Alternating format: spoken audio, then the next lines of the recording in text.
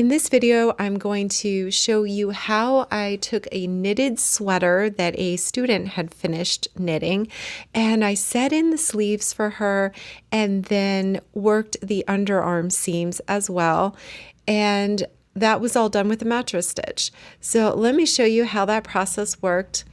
I already have the first sleeve finished, and I have a right front and a left front, a right sleeve, a back. I've already completed sewing the shoulder seams, and I just need to put in the left sleeve at this point. Typically, you are just going to keep the sleeve flat and sew in the sleeve cap first, then fold the sweater in half, and then sew the underarm seams. Let's put in this left sleeve, which looking at it is the right sleeve, but when you're wearing it, it is the left sleeve. And that's what's important to note. Patterns are always talking about the pieces as you are wearing the sweater. When you're looking at a sleeve, you can see the shaping that you did. You have a sleeve cap at the top, which is that bump that you've worked in. You've got the underarm points where you started binding off for that underarm space. When you fold that sleeve in half, again, you can just see how that's going to set into the bodice of the sweater. In order to set in the sleeve, we want to lay out the front and back and then set the sleeve up against that seam line. Make sure you match the shoulder seam with the center point of the sleeve cap first, and then go to both underarm sleeve points. I like to use removable stitch markers like pins. Then you want to start working at the halfway points. Honestly, I did not block the sweater clearly before I started putting it together. If you did, that may make it a little bit easier to see those flattened seams. The next point to pin is the places where you bound off for the sweater bodice as well as for the sleeve. And those are going to be pretty quickly under the underarm. So any of those little step ridges that you can find that match sleeve to bodice would be the next points to pin together. In this case, I only had one step. You always start by taking a stitch from the back to the front, just bringing the needle up into the sleeve and then bring the needle up into the back in this case. Then you're going to come back on the first side and make sure you're working on the inside of the cast off edge or the selvage stitch. You don't want to pierce that. You want to be working to the inside of those stitches.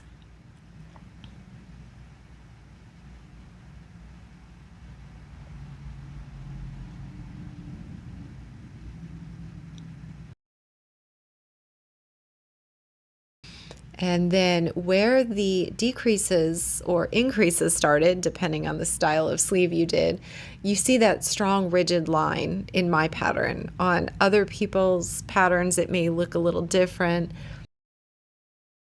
But the real goal of this is that you choose a visual line on the sweater stitching, and you make sure that you never deviate from that line.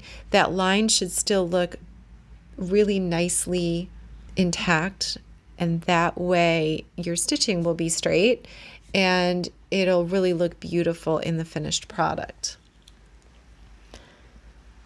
So whatever line you choose, whatever stitching you decide to work in, whether it's in the center of a V knit stitch or if it's to the left of that or the right of that, just make sure that that line is always continued. So if your lines tend to disappear and then reappear, or there's been some interruption, it's simply because you inadvertently moved over half a stitch one way or the other.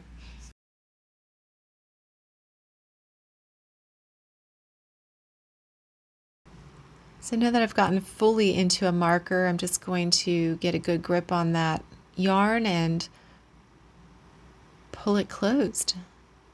You can work both ends to the middle. I did not anchor my original end because I like to be able to go both ways if necessary. And you can see that uninterrupted decrease line pretty nicely, as it should be. I just want to make sure that I'm confirming where my line is that I want to continue to maintain. So visually find the line on your pieces, and then you may even want to mark them out if that helps you see that line more clearly. Sometimes it's better to stand back and look at the forest and mark out the line that you want to work, and then you can get in there, and as you're working with each stitch, then there's no more question. You have seen the big picture, which is what you're going to see when you're wearing it, and that's all that really matters. Of course, when you're taking stitches, you want them to be firm stitches. You want the sleeve to be sewn in nice and tightly so that all that pressure when you're wearing it and the weight of the piece itself isn't going to leave gaps or holes in the seam.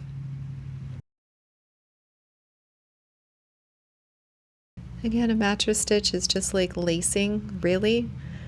And remember, the needle never crosses the gap. You're always putting the needle down and up on the same side of the work. Never ever go down on one side and up on the other side of the piece. Never go down in a sleeve and up in a back, or down in a back and up in a sleeve. You're always going down and up in a sleeve and down and up in the back. Really critical distinction. A lot of people I notice over the years feel like sewing must in some form always involve crossing the gap with the needle because that is what you want the thread to do. But that's not necessarily true. And in this case, it's very counterproductive. When you pull up that seam tight, you can even over pull it, which would pucker the seam, much like a drawstring. That's okay, as long as you pull it back out so it lays flat. Here you can see, again, my stitches have changed angles. My sleeve stitches are coming up now almost perpendicular to my back stitches.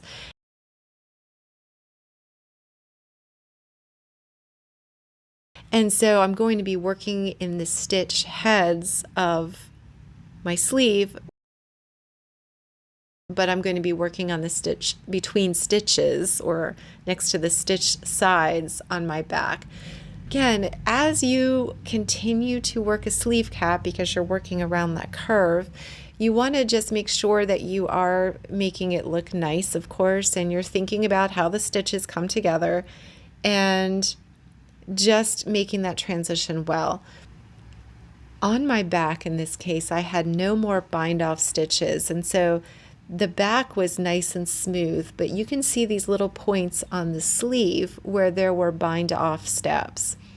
And so you want to work those little points in so that they do fold to the back with the seam allowance, but also just so it looks nice and smooth and you don't have this really stepped effect. It's usually not too hard, but I just like to point out that it's nice to blend those in a little bit.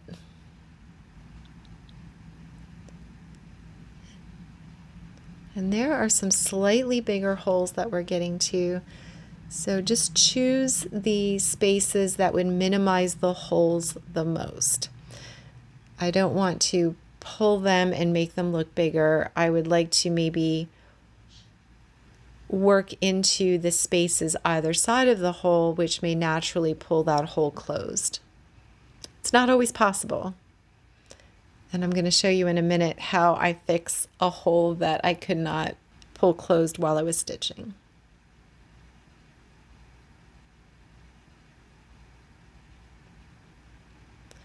You want to make sure when you come to those markers that they're straight across from each other, that they're not skewed, that the marker is not at an angle, and therefore your knitting is at an angle and it's kind of pushing in one direction more than the other.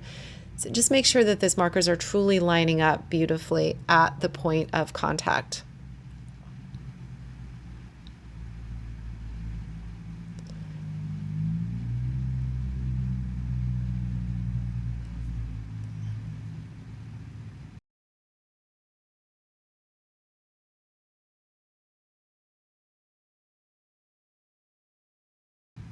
And right there, it's catching. And then finally it moved. I don't know what happened there, but I think it was probably just so much friction that I had done so much that it wasn't allowing it to pull. And then finally I got it moving. If you cross your threads, it will not move. It is a locked thread and there's really no hope except to pick it back out or cut it out and go back and start where you were okay. So all the markers are removed. I just place in the front of the sleeve and keep going.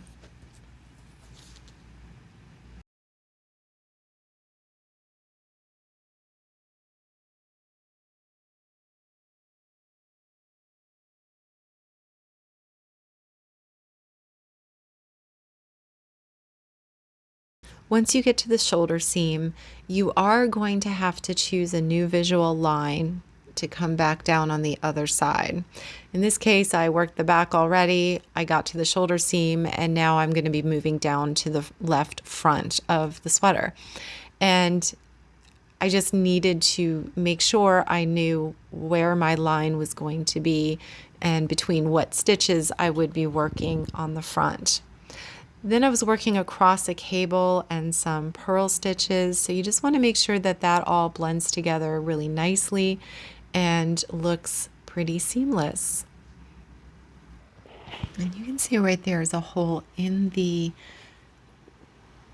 bind off edge, and that was going to be hard to pull together in the seam. And you can see it still is there. Making sure I identify the visual lines of stitching that I want to maintain, and then as I work it makes it easier to say, all right, this is where I can go and this is where I don't want to go. There is a right and a wrong answer typically. It is not going to impact the way your sweater wears. More times than not, that's going to be fine, but it is going to maybe impact the way the stitching looks. You can see right up here I have that little bit of a bigger space and I don't like that. So I'm going to need to go back and fix that up a little bit. I'm pointing to it right there. That's the hole. So just take the needle to the back and get back into that hole with the needle. I wove it down into the seam allowance.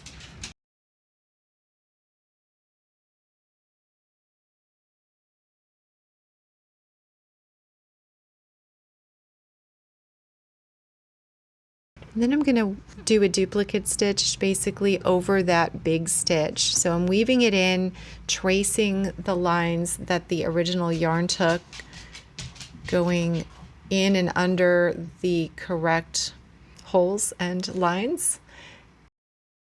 And then I just give it a little tug and pull it tight like a drawstring. And that will close up the hole really nicely.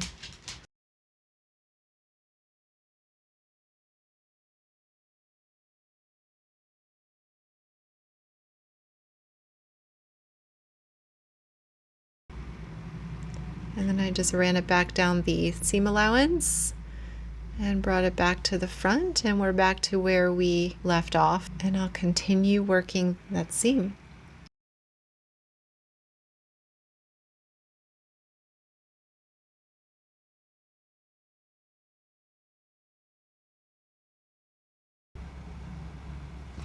You really want to try to get the needle between yarns. You don't want to split yarns if possible.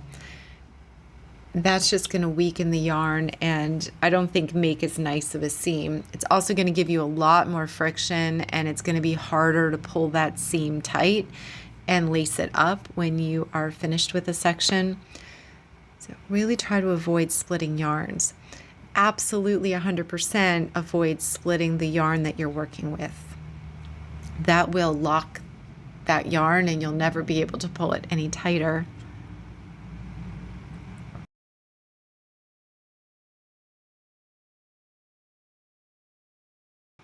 When you take out a marker and you have a goal to get to the next marker, always make sure that you are taking equal amounts of fabric on both sides of the gap.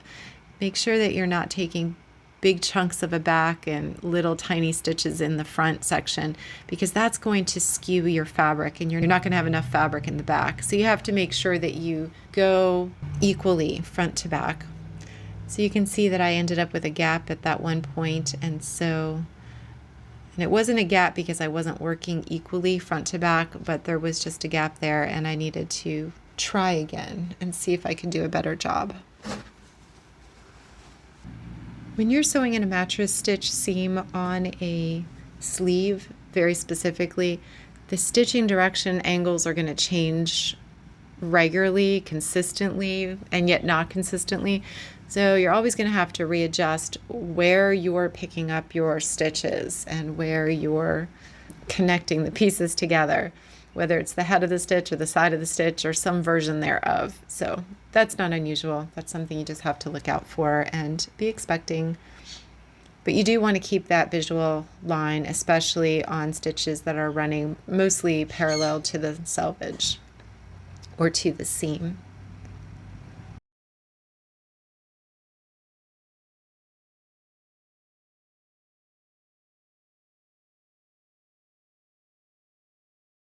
And you can see I have another gap there. So I'm just going to run back through the seam allowance until I get to that opening, and then do a little doctoring on that. Once you are weaving in your ends, it is great to split stitches, split yarns. That is fine, because again, that will hold it in and lock it in a little bit better. This is actually my pattern. It's called the Seaside Sweater, and I will have to post that on Ravelry. But I love this sweater pattern. If you are a new knitter or you're thinking that you would like to attempt a sweater, this is a fantastic sweater for a couple different reasons. It uses size 4 yarn or a worsted weight yarn, which means it is a bigger needle size and a bigger stitch size, so the project goes much more quickly. The pattern is 22 pages long, and so every stitch, every row is marked. So highly recommend this, and the videos so far on my channel for knitting will support your endeavors with the quick start video and with the provisional cast on video, and I can show you how to do the cable, which is very simple. So we have a right sleeve and a left sleeve, the right front and left front, the back. We have the cables going in the opposite directions, which is really nice. You can see the cables on the sleeve are going the opposite directions as well, and I give a nice little texture on the back, and it just gives a little bit more shaping in the back and a little bit more interest for those of you who have shorter hair and want to have a little bit of something fun on the back. I finish everything off with an I-cord bind off, which I also have shown you how to do on the channel. I finished my sweater, and I recommend it's finished with a zipper that you hand sew in. Not a big deal. I can show you how to do that over time, but super easy and makes a really nice zip up sweater. You can just see that I have all the pieces sewn together, folded in half, and then you need to sew the underarm seams. So I do the same process. I mark the center underarm seam, and then the hem point and the cuff point, and then the center points. And you can see on the sleeve, we're doing sleeve to sleeve now, but we had those decrease points or increase points depending on how your sleeve was constructed, and you want to try to match those up when you are seaming those together. So if you have an increase spot, and you can usually see where you maybe did a make one left or a make one right, or you knitted two together, whatever your pattern called for, look for those consistent checkpoints, and you need to try to seam for those consistent checkpoints. Now this is really easy because the front and the back, which I'm seaming together at the side seam, is parallel stitching to the seam that I'm making. So all the stitches are running in one direction, parallel next to each other. So I just have to pick my line of sight, what stitches I want to see, and I want full stitches. I don't want to choose to work between two stitches on the front and then in the middle of a stitch on the back, because you'll have this weird extra line of stitching. You'll have a half of stitch.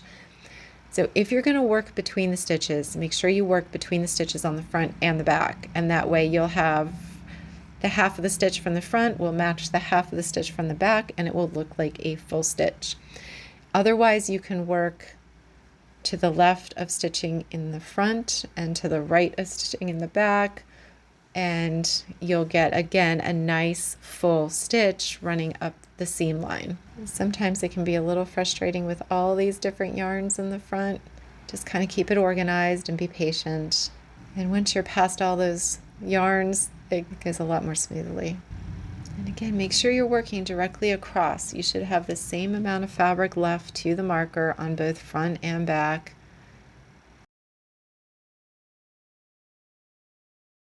And just double checking to make sure my work is looking like I have full stitches. Look for those V's. Make sure you have an entire V and that they're not interrupted.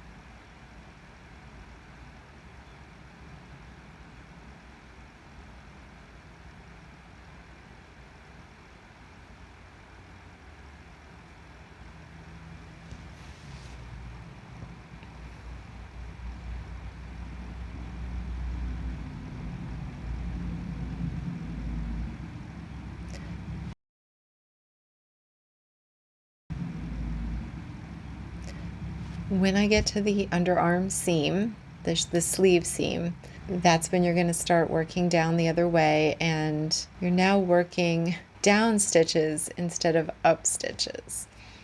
So you're going to have to kind of recalibrate your eyes and figure out what you want to work between and what is going to match nicely with the other side of the sleeve.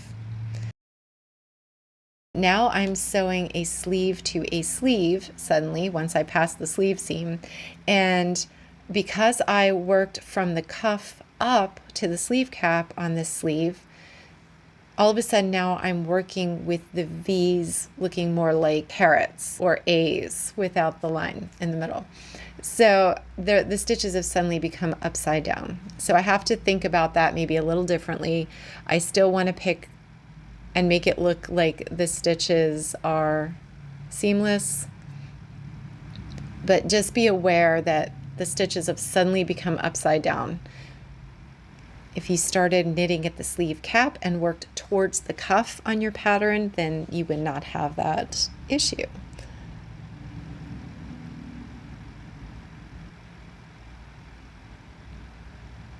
Matching up those increase or decrease points with your markers, and then doing your best to meet those. This is going to be underneath your arm. No one is ever going to be scrutinizing what is happening underneath your arm when you're wearing it. However, if you were to be putting this into a contest, that's when those kinds of details might be looked at a little bit more closely.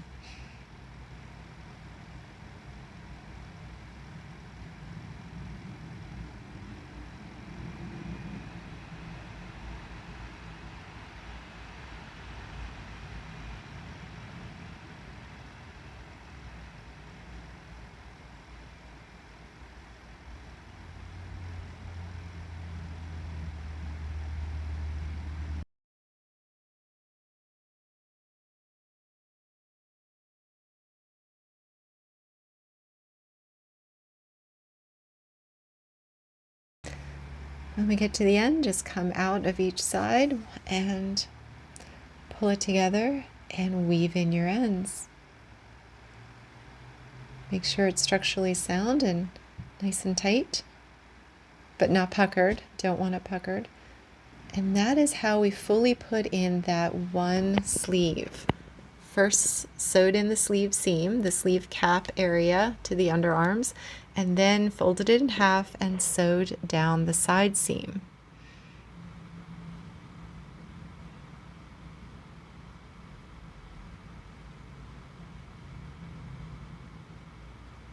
And here's our inside seam allowance, which naturally happens once we pull in that mattress stitching. The seam allowance rolls to the inside.